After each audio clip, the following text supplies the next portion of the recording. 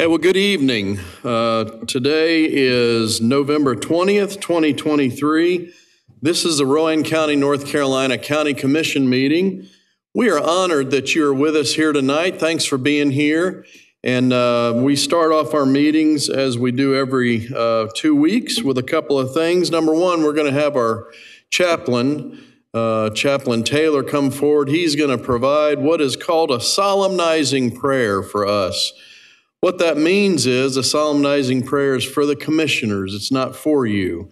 What we do each week is we study and try to make decisions and include wisdom in that. And so we're going to have him come and pray for wisdom for the commissioners. Following that, we're going to have a Pledge of Allegiance, and we are honored to have with us today Troop 324, our local Scouts guys. They're working on their Eagle Scout work, and they're here with us tonight. We'll talk a little bit more about them in a minute.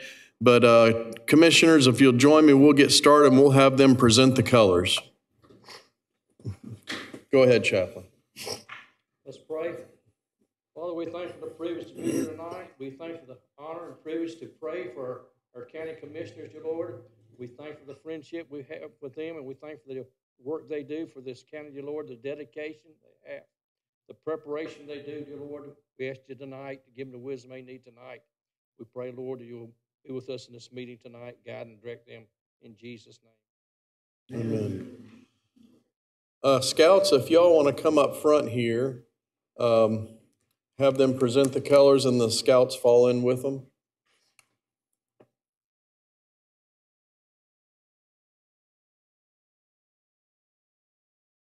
Yeah, y'all come up here around the seal. There we go.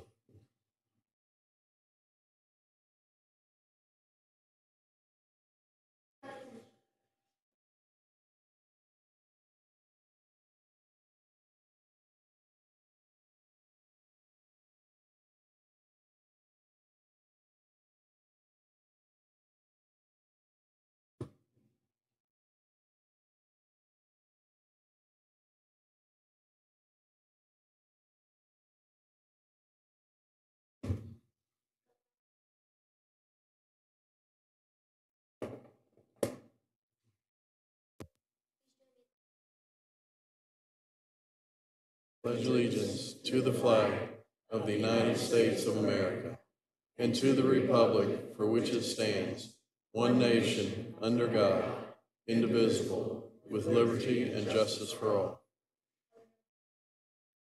Hey, not yet. Y'all turn around and you guys come forward and introduce yourselves to the crowd, okay? Come on up. Brian, send your son on up here. Come on up here, buddy.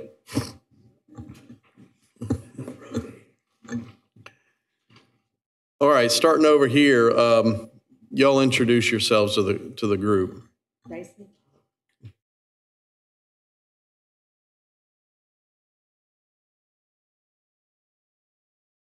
Next.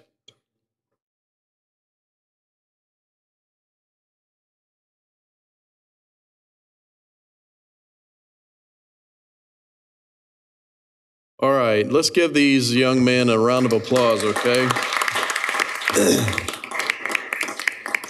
And if we could have the leader stand and introduce yourself as well. All right. Brian Smith.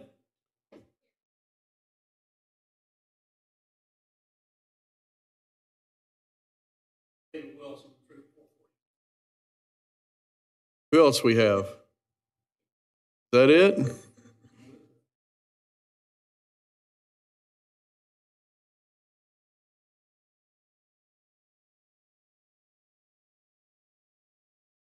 Well, good. Anyone else we hadn't recognized yet? Do we have other Scouts that are here with us from 442? Okay, well, yeah, stand and introduce yourself. We should have had you join them. Y'all want to do the pledge again? Y'all introduce yourselves if you would.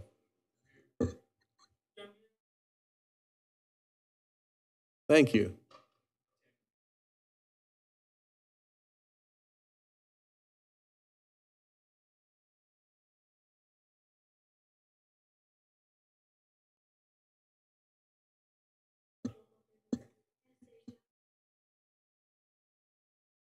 Well, thank you guys very much. Again, let's give them another round of applause.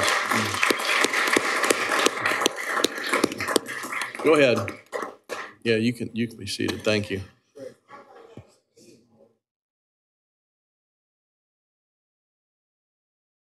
Hey, Commissioner Extraordinaire Mike Caskey has some gifts for the rest of the 442 troop.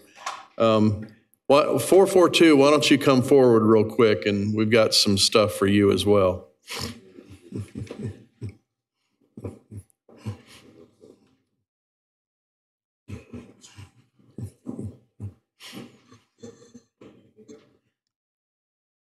There you go. Turn it. There you go.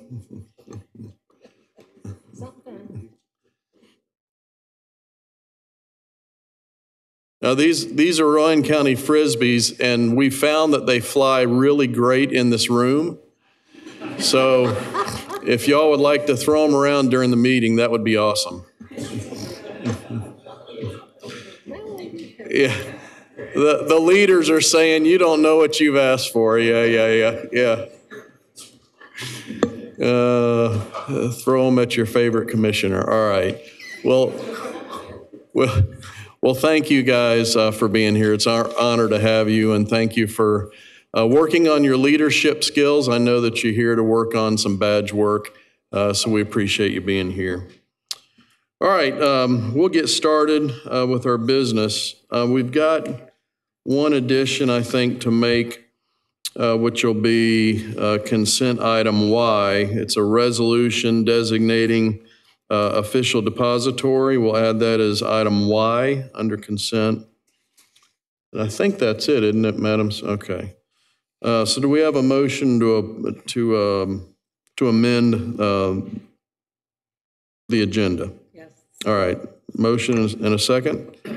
All right. All in favor say aye. Aye. And a motion to approve the agenda then is amended? So moved. All right. Thank you. And then do we have a motion to approve the consent agenda as amended? So moved. Second. All in favor say aye. Aye. All right, do we have anyone for public comment? No? Okay. Well, then we will move right into our agenda item number, or letter A. This is regarding the contract with ADW for the health department. Who's going to be running? Do we have ADW here? Are you going to do it? Okay. All right. Gotcha. Go ahead, Aaron. This is the agenda item to approve a contract or to accept the proposals from ADW. Let me get it pulled up on my computer.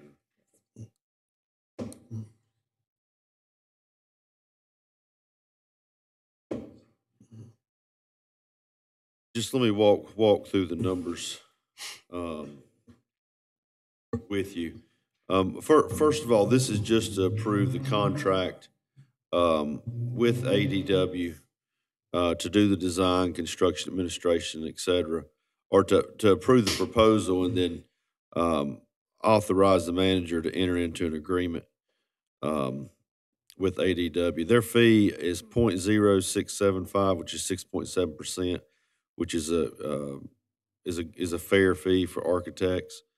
But let me move into the cost of the project. The base scope of the project, which would be to relocate the health department to the West End Plaza and provide a new facility, is approximately $4.5 million. Alternate 1 is 1.2. Alternate 3 would be 1.5, alternate 4 would be 2.1, and then the last alternate is 100,000. So the total cost of the project, based on that estimated cost, when the bids come in, would be 19.6 million. And then that does not include the cost for the estimated architect fee, which would be $1,279,562. And we've talked about this several times in the past. The reason for the delay is We did an additional RFQ to be in compliance with what's called uniform guidance, which is the federal version of procurement laws, because we do intend to use some federal money to pay for this. So just to recap how we would fund this project, now I've lost the, remember just the base cost of the project, not including the alternates, would be $14.5 million. So we have currently in ARPA, we have about, hold on, let's see. $11,675,000 that can go toward this project that needs to be spent. And ARPA is COVID money, yeah, provided by the federal government. Yes, sir. Yeah. And that needs to be spent sooner than later. And then we have an additional $5.1 million in Medicaid.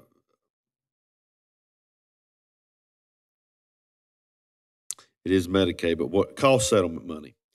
Now, of that $5.1 million, what we know we've been able to track is 2.4 in dental, but dental is one of the ones that you can spend anyhow you want. So really, the total is about 5.1, and the dental will be moving in to the new health department. So there's no reason you couldn't use the dental money too, which brings your total to 5.1. Which is a total of $16,824,000. If you subtract the architect fee out of that, that leaves $15.5 million that can be spent on the construction of the architect. So that's $1 million more dollars that we have available than they're estimating the base bid's going to cost. So I've never seen a project like that. Normally this is something you would have to finance. And I think as long as, these cost estimates are fair and close to what comes in, we'll be able to pay probably cash for the entire project. Oh, that's great. Mr. Manager, I'd like to go on record and state that the ARPA funds, if they are not spent or allocated by the end of 2024, we have to give the money back. So we can either have a new health department that didn't cost us anything, or we can give the federal government money back that they'll give to somebody else. So that's the reason we're pushing this forward, is because I've been on this board 11 years, and this is the first time I've ever seen an opportunity to have money from somebody else besides my taxpayers pay for something. And the reason for the health department is because that's a surefire compliant with all the COVID-19 dollar expenditures. So, there shouldn't be any question on whether or not that's a valid expense.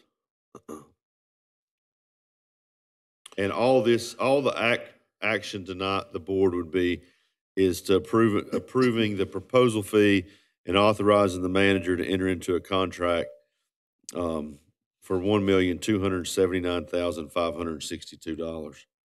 And then, of course, after that's signed, it's probably going to take 6 to 8 months to get it designed, the final design. So you're looking at probably next July, maybe as late as August before everything's complete, and it would come back before you to look at the design and approve it and go out to bid. And so you're still probably looking at, we're going to be pushing it to get it under construction by the end of 2024. All right. But as long as we approve the project or go into this contract that you're talking about here, then we meet the federal guidelines for allocation of the money, even though it's not going to be technically spent. That's my understanding of it, but there is an additional deadline for when it has to, when the service has to be received, and I don't remember what that date was. 2026. Yeah, 26.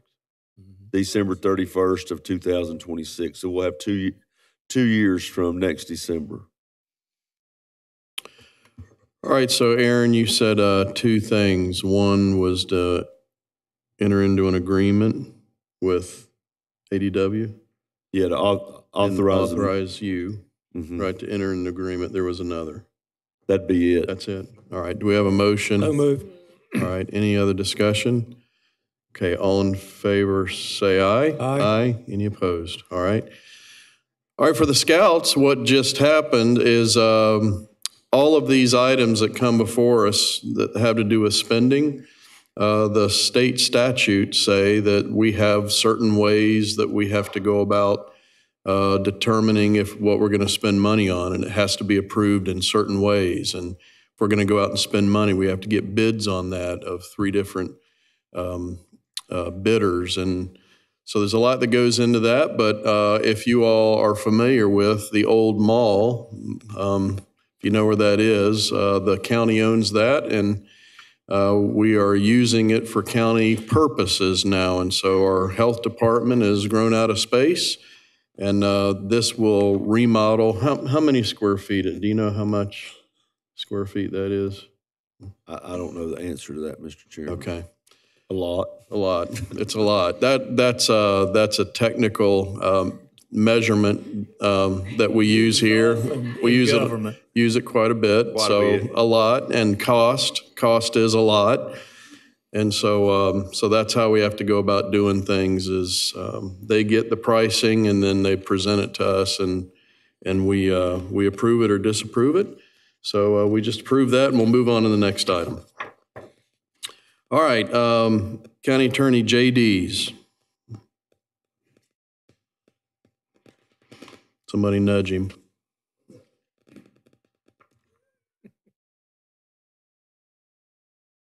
I'm not used to having agenda items. Close your eyes, boys and girls. The town manager for the town of East Spencer has requested that the county transfer our partial interest in 3 lots that we own with the town of East Spencer, located in their jurisdiction. 2 of them are smaller lots that aren't worth anything. They're sort of corner pieces that are not buildable. But the other one that started the conversation is one that they actually got under contract to sell. And it is under contract to sell now. And so either we would need to go through our process to sell it to this particular buyer for our percentage interest, or we can just transfer our percentage interest in all 3 lots to the town of Spencer and let them deal with it. It'll be East Spencer. It'll be a bit of a windfall for East Spencer because they do have the 1 lot under contract.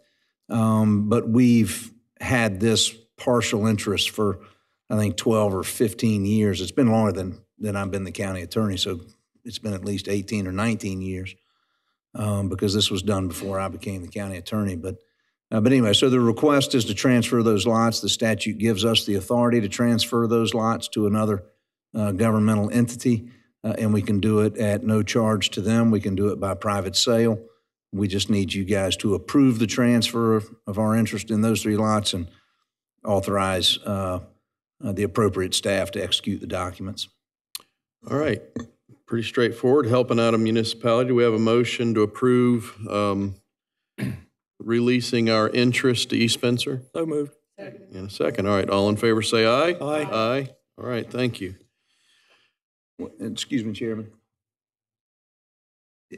And so I'm assuming that is to transfer at no charge. Yes. To them. Okay. Yes, sir.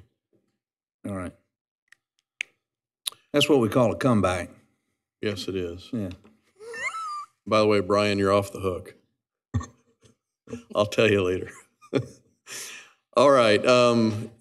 So we're moving on to item C. Is Ed here? Are they out in the hallway? Oh. Got the heavy hitter tonight. Yeah, brought in the rookie pitcher. Yeah. Hey, good to have you, Aaron. Thank you, Mr. Chairman.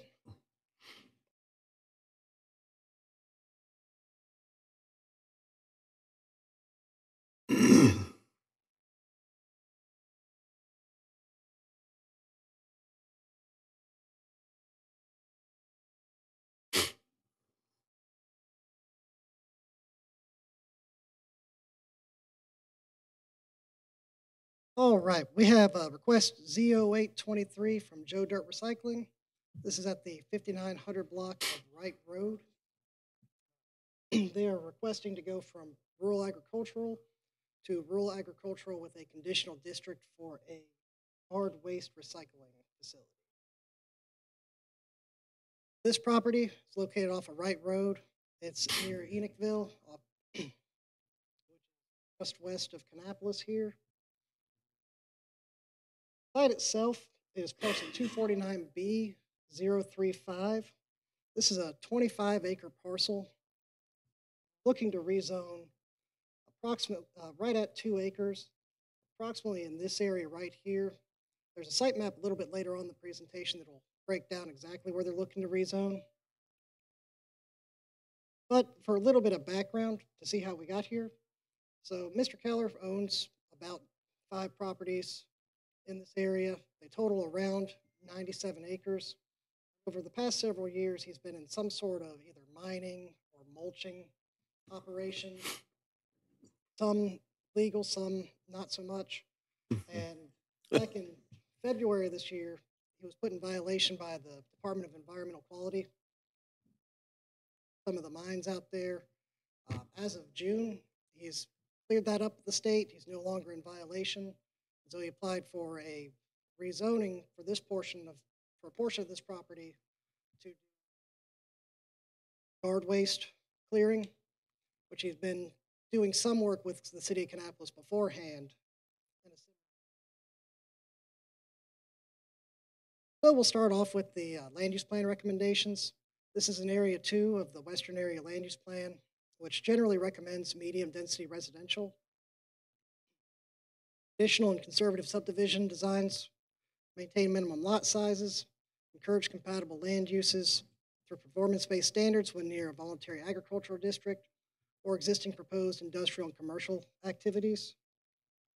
Home-based businesses should be sited to the rear of the home, lighting focused downward and away from neighboring properties, and then visual separation provided by the business. Property, you can see it right down here in this little red circle. It's not located near any of the community or regional nodes, nor is it located near any of the industrial corridors. The other plan to take a look at here is the West Side Bypass. So that's a proposed route from Highway 3 in Cabarrus County all the way up to NC 152. And it's to be a 4-lane connector road between that area.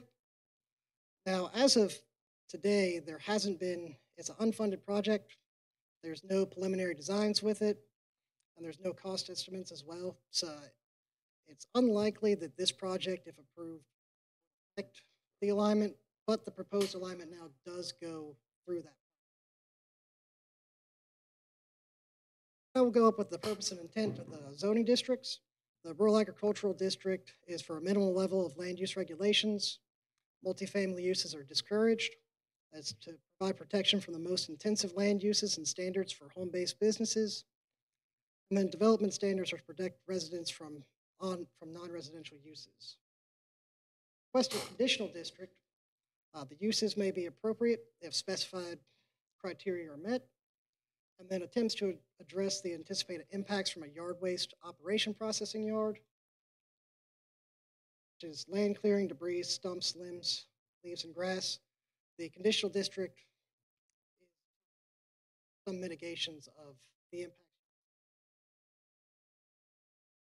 But taking a look at the compatibility of the uses, as we mentioned, RA is generally a residential district. So you're going to see here the uses that are permitted are residential and agricultural. The other uses listed at SR there, those are rural home occupations. So if you live on the site, you can do up to 10% of your lot size in a business, up to 12,000 square feet. And the requested use of yard waste, that falls under SIC code 4953, which is found here in the transportation section under refuge systems. Have some standards that go along with that. So taking a look in the vicinity, here's the property in question here. To the east side of it, we have a few adjoining residences. back side of a church property here that is wooded. North side is a vacant lot, and then to the south side, we have the Piedmont Baptist Church of Kannapolis. As far as traffic impacts are concerned, this is off a Wright Road, which is a minor thoroughfare. This is a 2-lane road with a 60-foot right-of-way. In 2018, the average daily trips was 1,900. Phoenixville Avenue, the next closest road, in the same time period had an average of 8,800 cars a day. Commercial driveway permit is recommended for this property, and the applicant has gone out and got a commercial driveway permit, so any of the required recommendations on that permit would need to be installed prior to issuing any zoning permit, should this rezoning be approved. Now we can get to the actual conditional district standards of the use. Taking a look at the property, this 2-acre section here put the activity, and this is the section that would be rezoned. Have these following requirements laid out in the conditional district. So they need to be 200 feet from any adjoining property line, 300 feet from any residence, church, or school. An access road needs to be at least 20 feet from any property line. Informational sign posted at the entrance, access controlled by gates or fences, and then a proof of permit from the NCDE. Staff, we have the following recommendations. The first one is to have a land surveyor stake out a 2-acre area for the site. The applicant has a land surveyor. They brought in a map today, so it was too early. It was too late to get it put on for the meeting today. Obtain a commercial driveway permit, which they've done so. Updated site plan, which the surveyor was also going to provide to show where all the fences and signage is going to be. And the access or haul road should have adequate application of gravel or crushed stone to minimize dust. So as far as procedures are concerned today, we'll need to conduct a legislative hearing, hear applicant comments, public comments, and observations, and then any questions you have for staff. Fortunately, I'm not sure if you've been made aware, there was some issues with getting the legal posted. So we'll need to continue this hearing and keep it open and schedule for a continuance at a later commission. Now, if you'd like to open the public hearing, if you have any questions.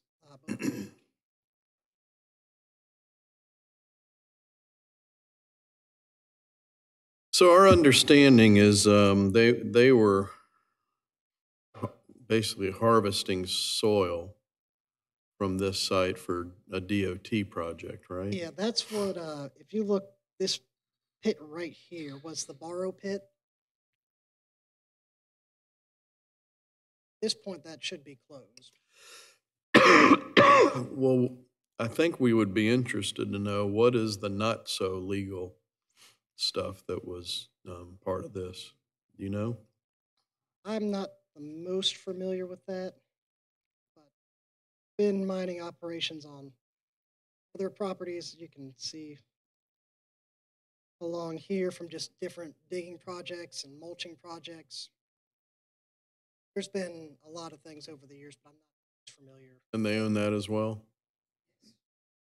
I know one thing is, if you look at the bottom of that map, all that mulch that's there, if we approve this, he has to remove all that. It has to be back here.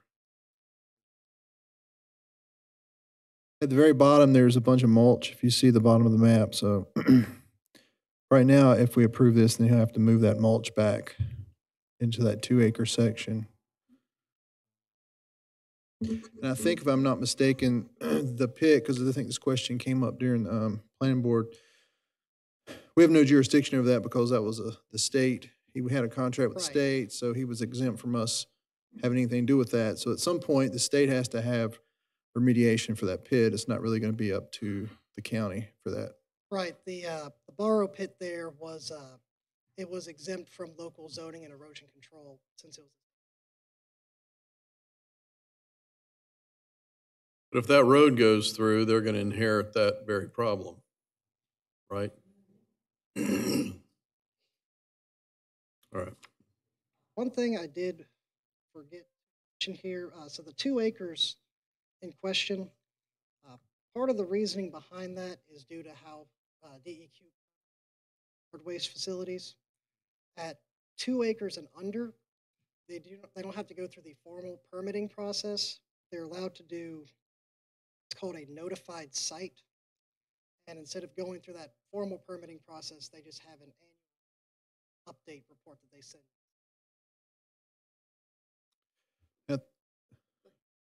Yeah, so my memories come back a little bit here. So another issue was there was a giant fire back here in his mulch pit. I guess what you weren't supposed to have. And I don't know if it was last year or the year before. I don't know if you're familiar with the big fire they had. So several fire departments had to come out there and put it out, and it smoked for several weeks. But that was part of the non-compliant because they weren't supposed to be doing it at the time. Aaron, my question is, you mentioned that there'd be construction materials, untreated, I know, but construction materials. So that's going to include like nails and stuff that's in Shouldn't there? include that. It should just be things like tree clearings, leaves and grass. Okay, so Shouldn't be any like wood, nail, stuff like that. like no 2x4s, for instance. Okay. I believe, I guess I'm not sure what I can say, but I think the city of Kannapolis has a contract with him for that. So that this is like the city has the debris and they bring it out here. Grinds it up. That's right. And the applicant was looking if he gets this approved.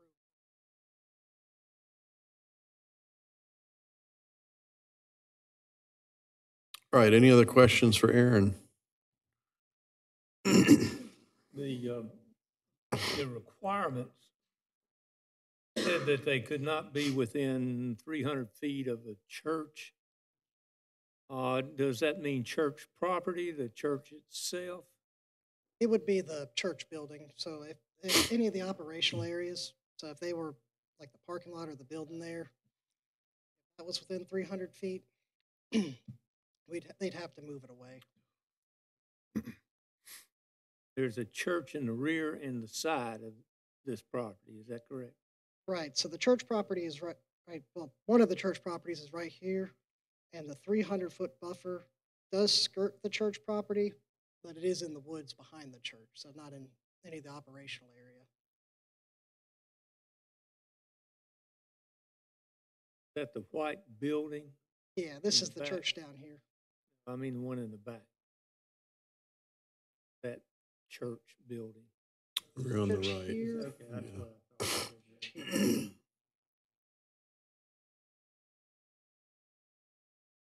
All right, anything else for Aaron? Is the applicant here, and would they like to speak?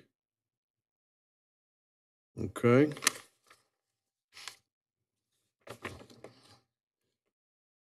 All right, well, we will move ahead then, and what we're going to do now, so you guys know what's happening.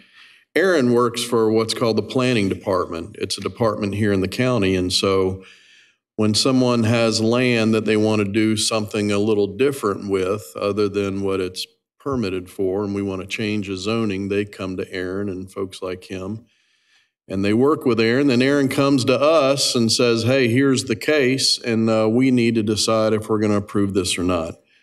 So Aaron's done his part, and typically we would have the owner get up and make some statements if they'd like to. But they're not here, so we're going to have what's called a public hearing. And so at this time, if there's anyone that is here that would like to speak regarding this specific project, then now would be the time for you to come forward.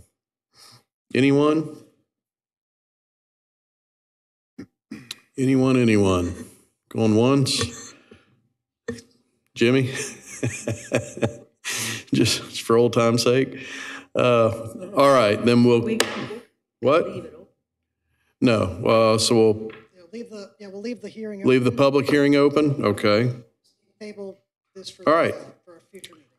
Do we need to take a vote to, I have a question. yeah, go ahead.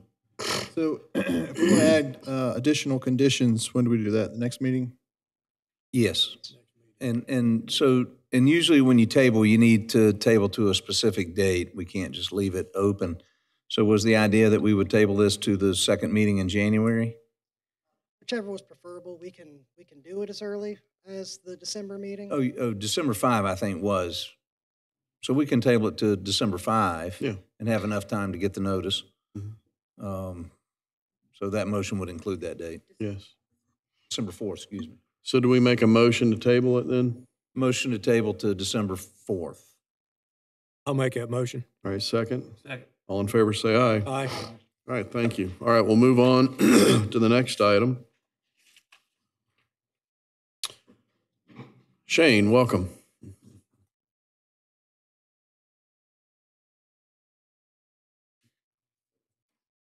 Mr. Chairman. All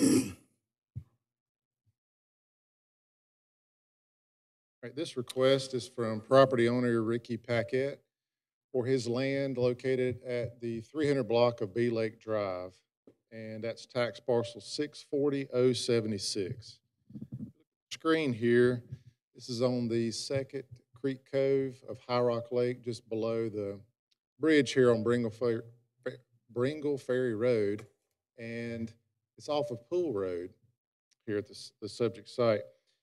Mr. Paquette owns 8 3/4 acres, the majority of which is zoned rural agricultural, this section here in yellow, but a portion is zoned in green, manufactured home park. And the reason being, back in, I think, pre-'89, we had a registration for any pre-existing manufactured home parks. So at that time, the owner had a 9-unit park that, over history, there was a few wills and different family settlements, and it was a little bit disarranged from its previous configuration to what it is now. So if you could follow me here on the map, we go down Bee Lake Drive. This is the current parcel configuration that Mr. Paquette owns. And we're focusing on the rezoning of 1 2/3 acres in this MHP zone. It did have 4 of the 9 units, and as of current, it's got 3 units on it. Mr. Paquette would like to subdivide the property and create 3 lots. And with that, the first step is to eliminate the zoning designation to create that RA zone, and then he'll subsequently remove 2 of these units, and then the last unit will be kept, and they would build a future home, live there, and of course build the other 2. So with that too, I should point out, as staff got this request, we noticed the adjacent lot here, owned by Naomi Poole, had a section here that was not zoned MHP, and I tend to think that's most likely from the cadastral mapping from '98 and off from the property line by a bit on the north and a little bit on the west. It also goes across the line just a little bit and did not include this little triangle wedge for access to the last structure in that park. So staff is proposing the rezoning also include a ½ RA to MHP for this area. And lastly, Dean Pratt owns a ½ lot as a stick-built home zone MHP. This is from a court settlement with the family, so it was allowed per the district, but again, we're trying to clean up the map, and I think he's in support of it. We got an email from him, so he's fine with this change. We're not charging any of those guys, right? No, sir.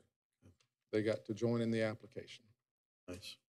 All right, so briefly, we're in Area 2 of the land use plan, so it would support this request for medium density residential.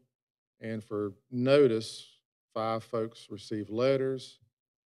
The upper right's an example of that letter. To attend this meeting, Mr. Paquette is here if anybody has questions for him. Posted a sign on the property. It was continuously posted since 9/13. Nobody called about the request. And similar to the previous one, due to the advertisement issue, we need to conduct our hearing, but keep it open and table it till the 4th, if that's the board's will, and then we can actually have a vote on it. Questions?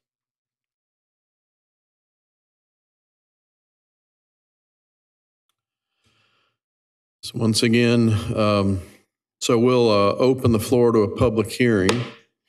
If anyone would like to speak on this rezoning. Seeing none, we will leave the public hearing open.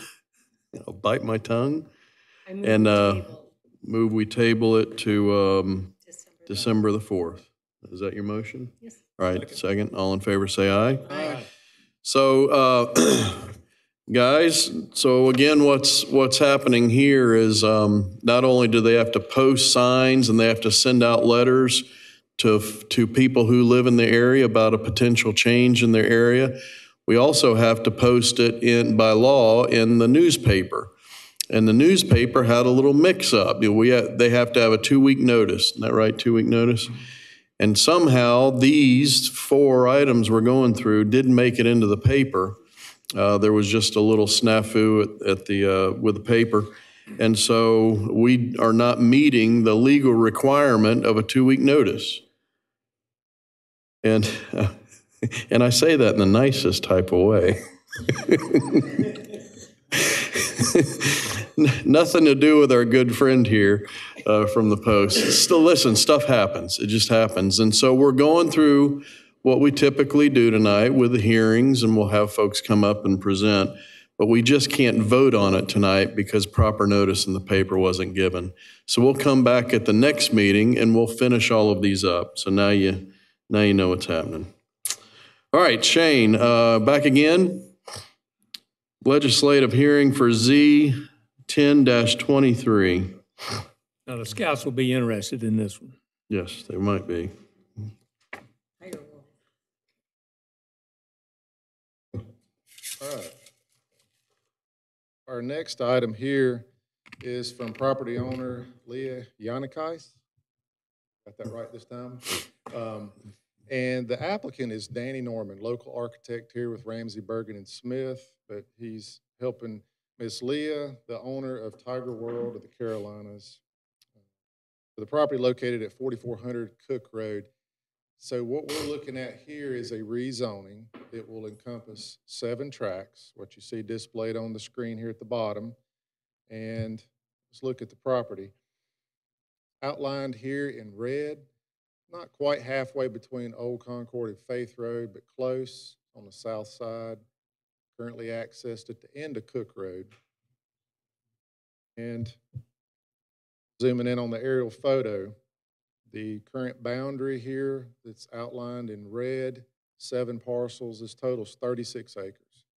So our request, much like the first item, it's currently zoned RA, but we're adding a conditional district to it, which a zoological park is subject to a conditional district. Not to bore you to death, but a park prior to the change a few years ago was allowed in the RA district, but it was subject to a special use permit.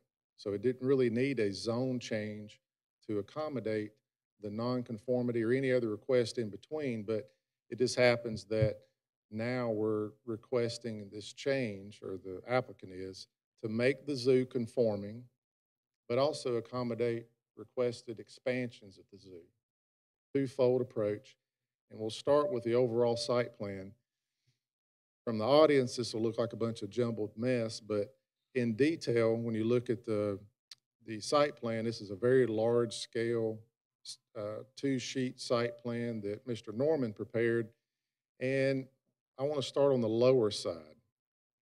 This represents the current zoo facilities, the fencing areas, the different animal exhibits, and there's the full operational boundary here, current. They have a parking lot here that's currently used off the end of Cook Road and a few other improvements there. But this request will assume that area, and there's one other expansion we'll talk about in a few slides, but it would make that park conforming, be brought in as a conforming use, and Then the upper part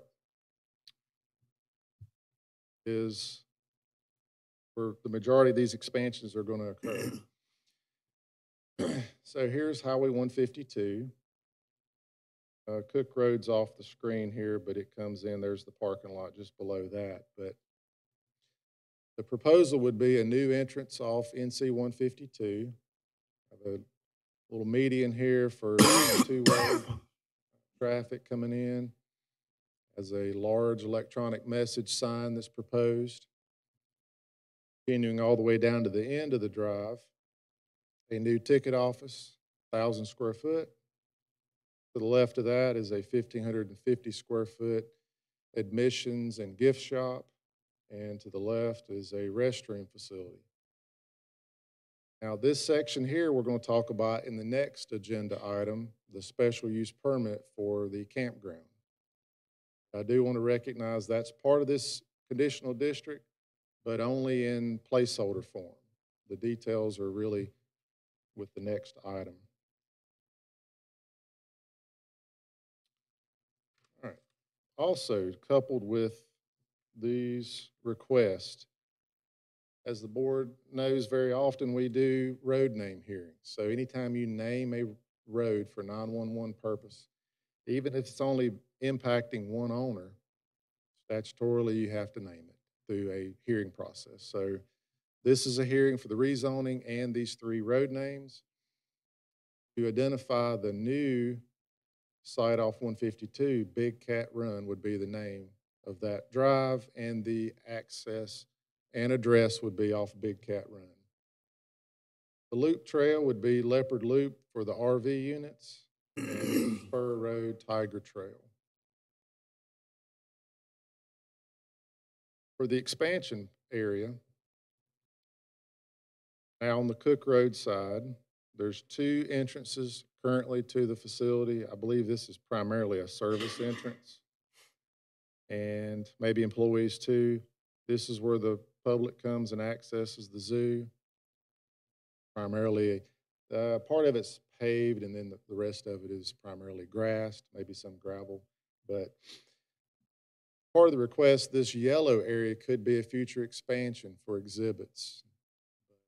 Not a firm plan on fencing, the animal type, and any of those improvements, but is again asked for in this request to expand. As part of their submittal and that address change, then the general public would no longer use Cook Road to access the zoo, 152. And the employees, deliveries, and other operational needs would use Cook Road, is my understanding. Here are some impervious coverage maps or site plans. This is in the Dutch Buffalo Creek watershed, which per the state, only 12% of the property can be used for what's called built upon area, rooftop, pavement, certain types of gravel. In the upper left, the gray section would be the paved drive, the structures and sidewalk, the RV pads. That would be the only thing that's definitively impervious. The lower left, the gray area represents the acceptable type of 57 stone with your geotech fabric. The specific carve out that's not considered impervious. So water can penetrate per the state built upon area definition. That's calculated differently and not as impervious. And then this is the area that's untouched and natural. Point out too, I kind of glossed over, this is the gravel parking lot too. I skipped over. Okay. The zoo standards, there are 5 specific. They're also addressed in the staff report on page 2 and 3. All those are, in our opinion, appear to be met. New renderings of the improvements. Again, none of these are specific condition-based where they're committing to building exactly this. Unless that's part of their discussion, or they want to agree on it, or the board has a concern and it could be discussed. But From 152, the new entrance with that median here, the sign proposed, leading to the ticket area. To the right is the gift shop and admin building. Beyond that would be the new entrance. Pedestrian only, it's not for vehicles. And the perspective from entrance, admissions, and then the ticket off to the right. Behind the gift shop and admissions is the bathroom area. Assuming that could also be used by the campers, but talk about that next. Another perspective with our aerial imagery is the oblique photos, sort of the side view of the property. North is oriented here. Here's 152. This large area up here is what we focused on with the access, the parking, the improvement buildings here, and then the campground would be here. And adjacent, this is Gold Dust Estates. Have a structure here, the Byron property. And Tiger World actually owns this parcel. There's a house here. It's not part of the rezoning. And further down, the Hayes residence, Lee, I believe, is here. Continuing down to the existing zoo, have the Plot residence, Norris, Cook. Tiger World owns this property too, which contains a residence. Then the Overcash family. This large undeveloped tract is owned by the Mr. Macaluso, the previous owner of Tiger World. I glossed over the background, but if some of y'all may remember, he owned what was called the Charlotte Metro Zoo, later the Metrolina Zoo and Wildlife Habitat or something. So that was developed in the late 80s, and again operated until Miss Jaunakais purchased it, and it was a grandfathered, non-conforming zoo. I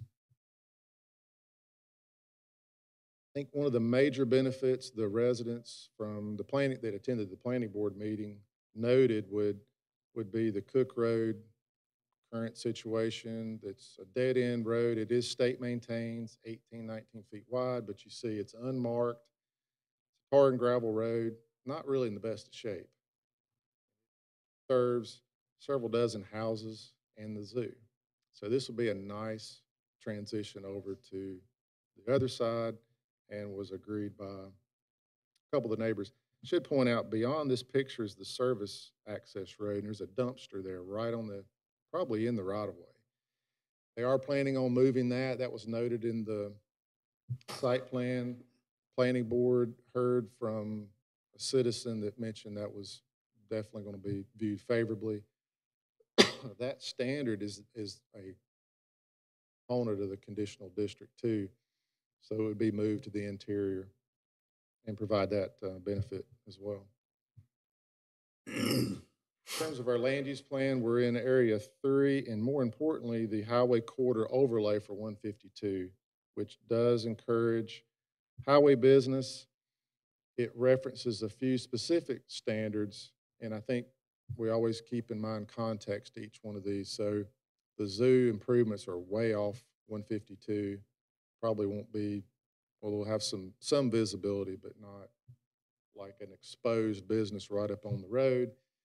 It does reference side and rear parking, but to the context, they are technically the buildings behind the parking. But I think considering that, in addition to the buffers proposed, and this last notion here of expansion of an existing business is generally encouraged.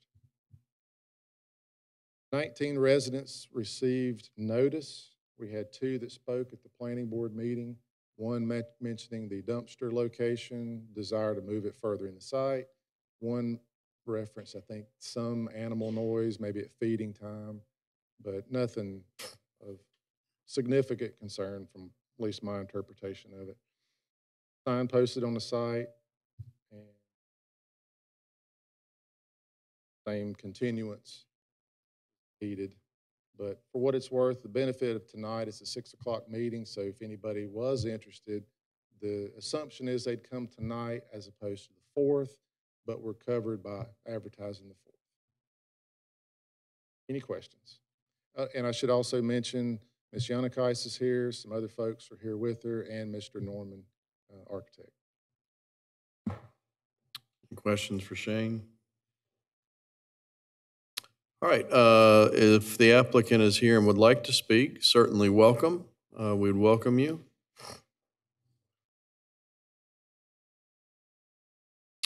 Hi, welcome. Applicant Danny Norman with Ramsey Bergen Smith Architects. I help Ms. Jaunakais here see all those pretty pictures and help her get to that point, and also help her with the layouts for it. So really, my part here is just to answer any questions that you'd have for us today.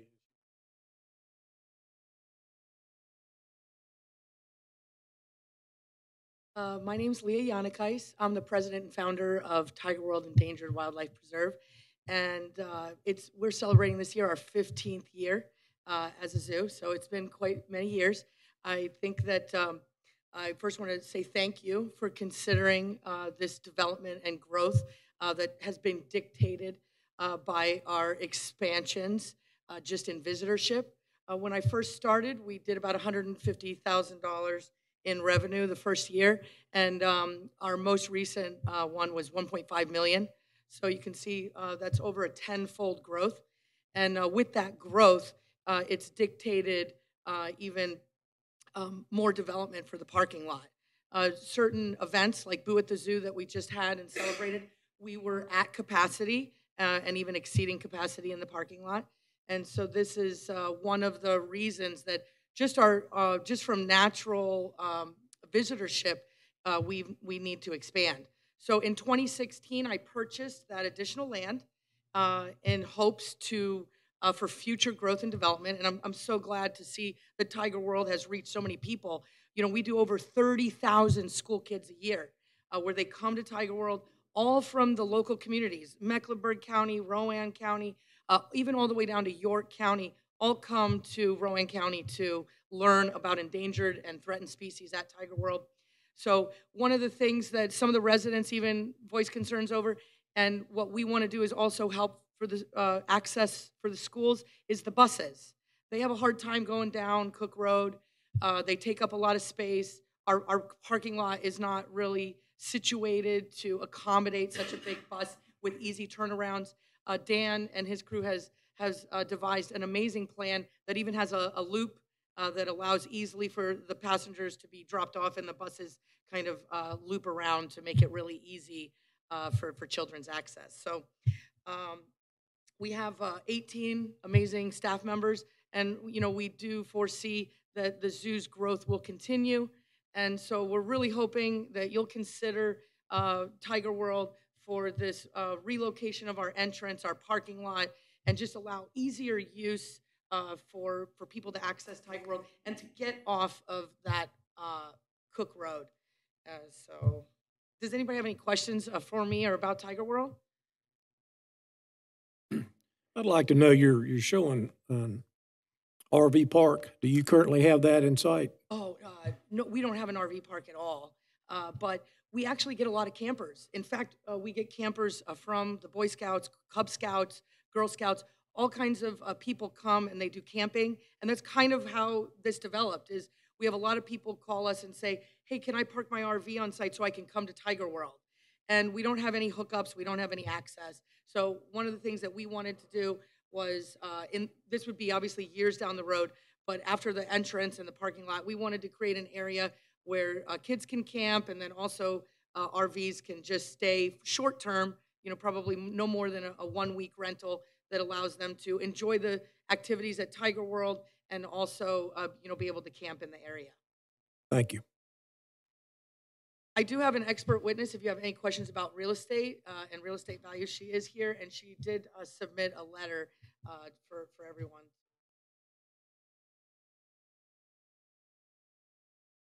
Thank you.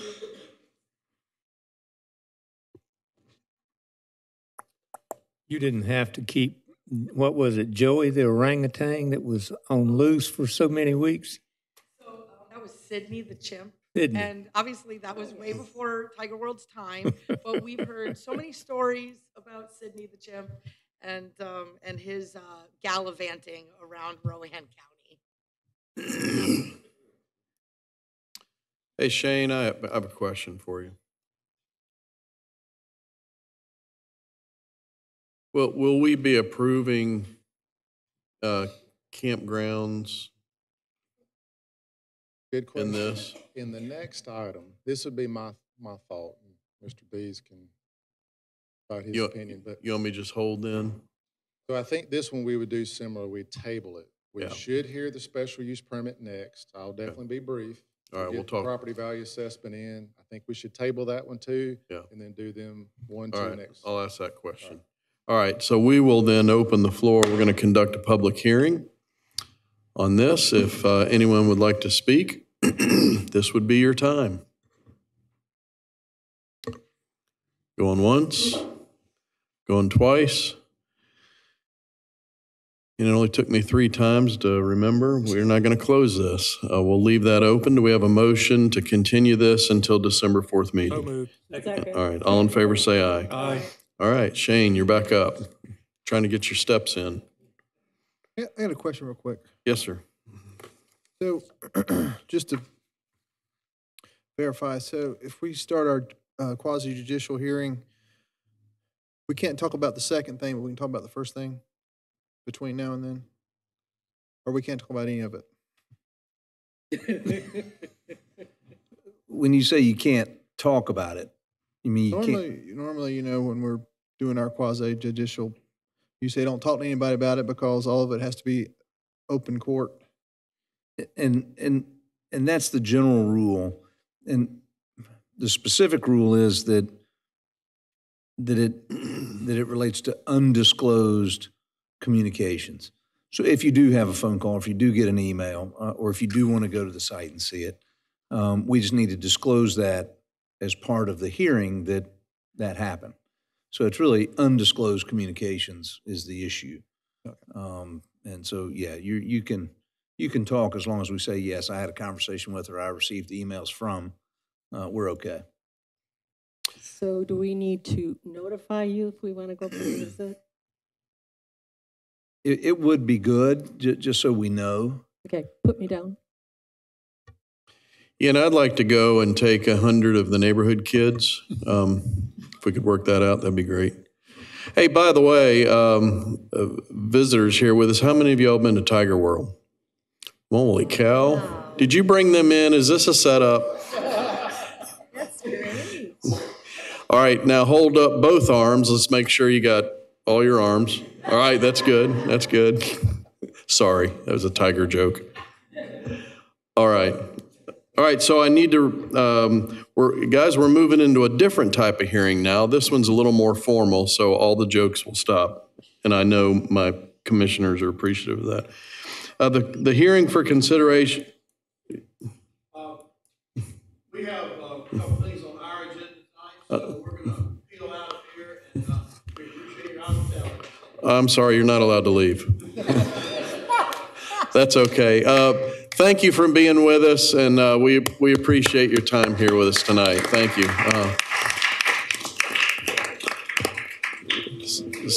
Sounds like the pizza's ready at DJ's, is what it sounds like. See you, Brian. All right, the hearing for consideration of SUP 03-23 is now in session. We'll focus on an application submitted by Tiger World of the Carolinas to establish a 17-unit campground on tax parcels 425-117 and 145 located at 4400 Cook Road. If you feel that any member of the board may have a conflict of interest in hearing the case, please address the board now to prior to any testimony or information being presented. When the board enters into deliberations to decide the case, no further testimony may be presented. The board will render one of the following 3 decisions. 1, approve the permit as requested or with additional conditions. 2, continue the request. Or 3, deny the request. All parties who plan to testify in this case may come forward and be sworn in. Those who testify must state their name and address at the podium for the benefit of the board's clerk. All material presented must be given to the clerk and will become part of the record. This board can only accept sworn testimony. No hearsay evidence is admissible, and Mr. Stewart will present the case for the county. Thank you. Shane Stewart, Rowan County Planning Office, 402 North Main Street, Salisbury. Reason for having these items separate would be for the first action, that's a legislative decision, and this is a quasi-judicial decision, and they can't overlap in that capacity. So here's the previous proposed rezoning boundary. We're going to focus on the upper two lots, these subject parcels here, 425, 117, and 145. Site plan that we saw earlier, entrance coming in, and to the, well, depending on perspective, this is the loop road to the right, and then that spur road. The Tiger World plan includes a 12-unit RV park, which has 12 pads here for RVs, full water sewer hookup, and they also have a proposed 5-unit glam camping or glamping, and have a few renderings of what that could look like, but nonetheless, we're going to call them a 17-unit campground. As the board may recall, in the past, we've seen tree houses, we've seen Hobbit Underground, yeah. Yeah. So Lord of the Rings stuff, but nonetheless, you have a unit that's for rent that doesn't meet building code. So maybe an RV, in this case here, tents or other arrangements within that glamping, but it's a 17-unit space offering for folks to come to Tiger World and also enjoy hanging out for a weekend or a week, as the owner mentioned. There's no specific time or duration that was noted in that process, but this area here and part of that site plan is what the focus of this request will be. Look at the detail, we'll talk about the standards here in a minute, but as you come in the site, this is built for two-way movement, although it appears to be one-way in its turn movements, but plan could change a little bit. This is also not a construction drawing grade site plan, so it could arrange a little bit differently in those angles, but all of these are for the RVs. I think they're trying to keep as much of the vegetation there as possible, but there is a certain section that at a minimum would either be retained or screened for the buffer purpose. And that's an evergreen hedgerow or some type of material, that wooden fence or something that you can't see through. 6 foot at least in height around the western boundary, and then to the north here. And a lot of these trees may be kept. This is the area reference that they're going to target for their perk test, probably for that restroom down here as part of the zoo, and then also for anybody in the campground itself. All right, this is a few renderings from Mr. Norman's office. RV there, the arrangement of the improvement. This will be the non-impervious coverage gravel. That will be identified and made sure of too from the staff perspective if approved. Come in the site. Again, just like the Tiger World, this specific tree is not meaning they're planting one right there, and what it is just for context. Now, this is one that did come from Mr. Norman's office, and this may be more of a structure. It's going to be in that cabin form, that it's not, might not be built to full code, but it's something that folks can rent, just like that tree house. This is what I put in there. Ms. Jaunakais might not even be interested in that, but if you Google what glamping is, it can take many forms. This is an elevated deck, and it may have rigid poles in the corner and a fabric over it. They can be in different contexts, where based or anything else, from like a yurt. So it's an offering for someone to come in there and spend the night, and it may or may not meet full code for a house. My wife and I just moved into our new house. It looks just like that, by the way. Hey, while I'm thinking about, we did an exercise a few years ago and redid our campground rules. Will these have to be built around all those new campground rules? Yes, sir. So will this have some type of sewage treatment collection? That's where this area is earmarked here at the upper part. Let me look.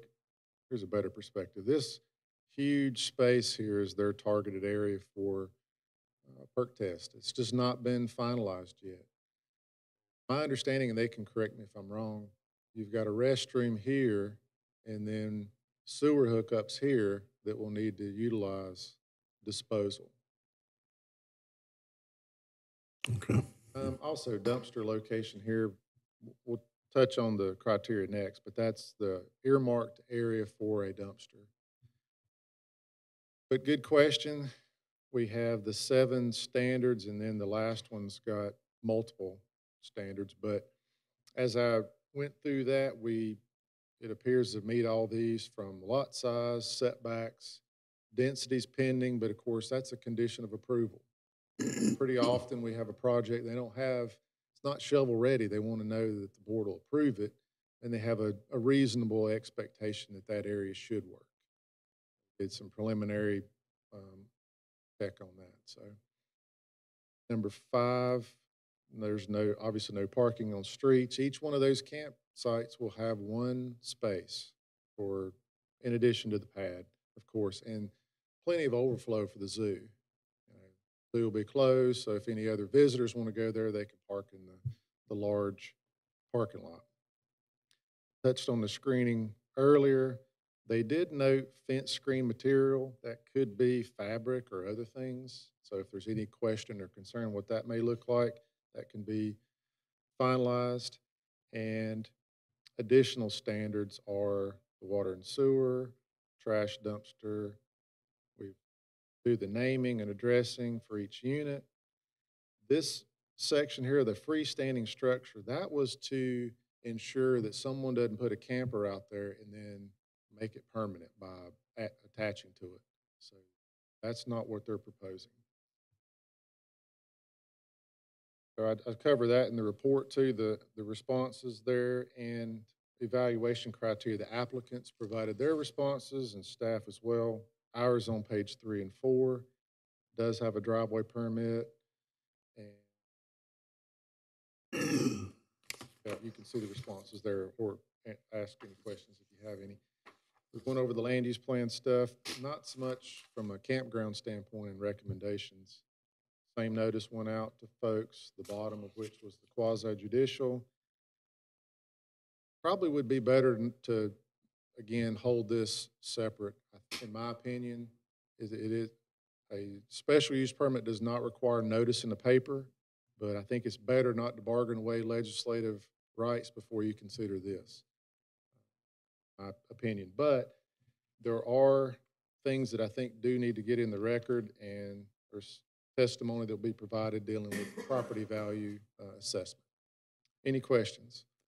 I got a couple, Shane. How large acre is the sewer or area going to be? Is it like an acre or 2? Again, it's hard to say because that's an environmental health rule. Well, from the state, and then environmental health would look at it. Could be a private soil scientist, have a permit that could differ. So it's hard to say how large that would be. Yeah, my concern is the amount of sewage that will be coming off the property with all these new uses. So are they anywhere near SRU utilities? No, ma'am, I don't. Okay. Okay. But do you mean stormwater runoff for the previous No, concern? not so much stormwater. I mean, I think that it's just the sewage issue. That's what I'm concerned about. So Okay, thank you.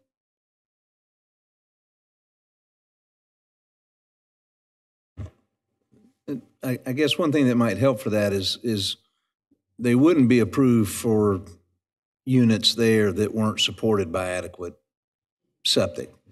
And so the septic's going to govern how many sites they'll be able to have. Is that It's fair? one of those standards, Yeah. in fact. Yeah.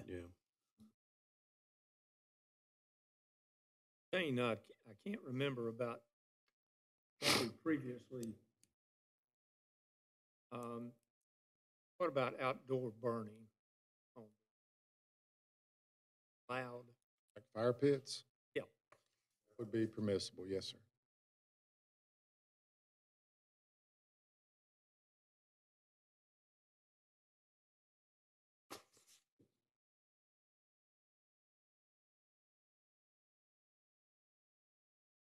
I'm just really curious. What do you do with your animal waste?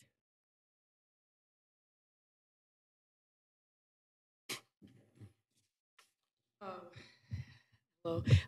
So we have a dumpster that we specifically have for waste of the zoo, and it does include the animal waste. And the company comes 3 times a week to pick up all the waste, and that is where the dumpster is on the current parking lot, where if rezoned, we'd be moving it 200 feet in from the property line. That's what we do. Is everything's bagged and sealed, and then the company comes to get it, and they have specialized disposal that they manage. Do they pick up that dumpster and drop off a new one? Or No. they just? They have, I guess, a special truck that comes just for this kind of waste.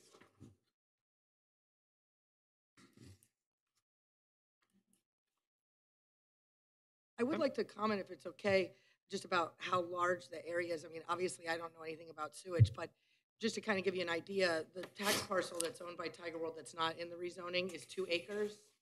And so if you kind of look over there, you could probably estimate that region that will be undeveloped is, probably like 3 or 4 acres. How many employees do you currently have? 18. How many do you expect once you make the? Well, we definitely are anticipating growth. I think in the original plan, we had kind of designated.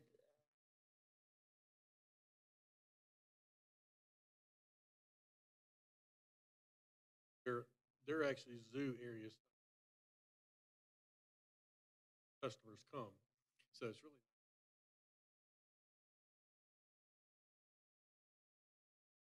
And just have access on that main Highway 152 would just draw more people in, especially with the attractive sign and entrance. I think we already have highway DOT signs that help direct people to Tiger World. And I think it would just be a lot more easy accessible. So I anticipated that our weekends, which we typically do about 600 people per day, that we'd do about 1,000. So, and then I think the schools would probably be more enticed to come with such easy access.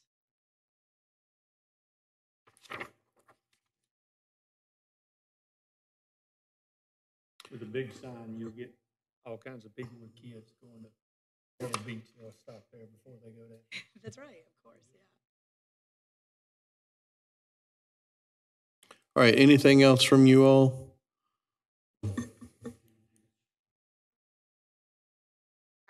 Jennifer Milby. I'm a real estate agent. I basically am here if you have any questions about property values, to do my best to answer any of that. I know I did send you a letter in, so if you have questions. Oh, thank you. Okay. A bunch of homeowners have been here. We probably have some questions. But they're happy. All right. So we've heard from the applicant and their folks. And so we will then open the floor for any others that would like to speak on this. Are there any others that are here that would like to speak on this? If so, you would need to come forward. And anyone? Anyone? All right. So we will leave that hearing open, and do we have a motion to continue till December 4th? So moved. All in favor, say aye. Aye. Thank you. All right. All right, we got through that.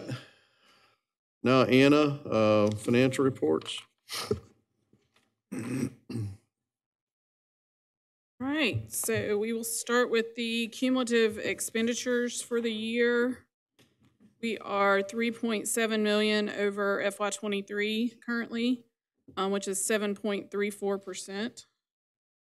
Still well within budget. To revenues. The cumulative revenues are 1.3% over FY23 or 1.66%. So trending along the same lines as last year.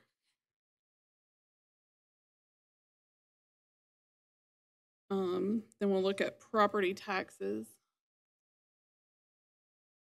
Our property taxes, we are 14.7 million over FY23 or 24.66%. And that's through October. Then we'll look at sales tax.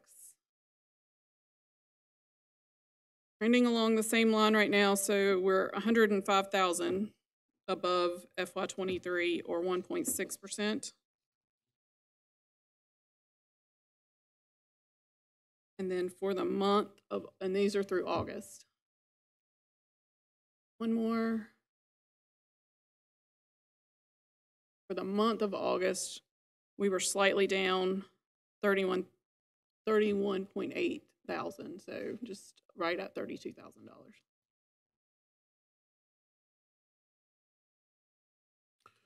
Jay, we might need that East Spencer property back.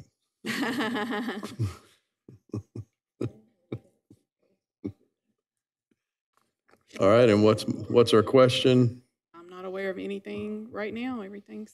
Hey, seems to me like maybe we talked about an investment report. Doing that Yes, we sometime. did. Did you want me to do? I thought you wanted me to bring that the next time I did an investment report. Just Is whenever. that okay? Yeah, Okay. yeah. Okay, I can work on that. Yeah. Okay. Commissioners, anything for the good of the cause? That's why we got you here. We got a second. All in favor? Say aye. Aye. Thank you. Guys, thanks for being here. We appreciate you being.